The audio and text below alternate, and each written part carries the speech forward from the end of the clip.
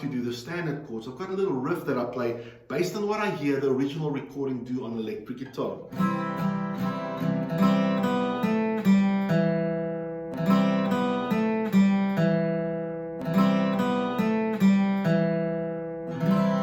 It's a C chord movement. So I've got my C in place and I play off the C chord.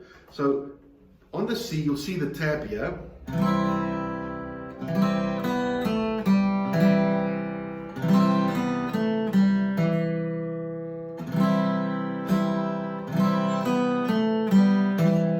So just follow the tab. It's a strum, and then I pick the notes down, down, down, down, strum.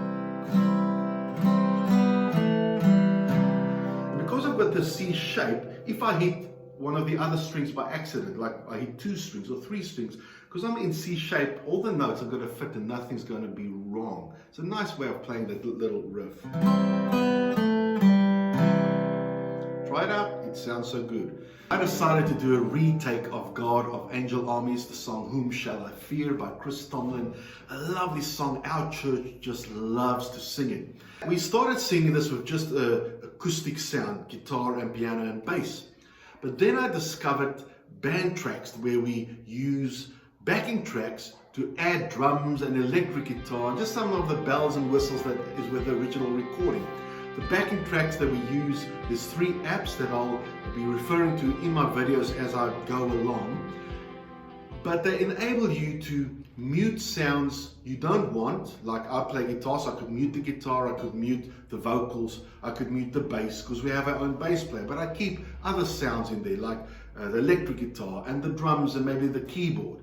So it's your choice, but it's great to use them to add a bigger sound to your smaller church band setting, and you can push the song up or down. Key changes are possible with these apps. It's great resources to use. So check them out. And also if you have questions about how to use these apps, let me know in the comments below, and I can see to maybe make a future video where I just talk about using the backing tracks in a small church setting. Because I know in big churches they seem to be on top of these things, but if you're like my church where we started off really small and we've grown quite a bit through the years, but we still have a reasonably small band, and there's many different ways in which you can enhance the sound and effect for a small church setting, whether it's one musician and a vocalist or a few musicians and vocalists. But the way I play the song, it's in the key of G. So I'm using inversions of chords that fit with G. So C, I'm going to play this way. My E minor 7th, I'm going to play this way. And then my D, I'm adding a D sus in there to resolve to D.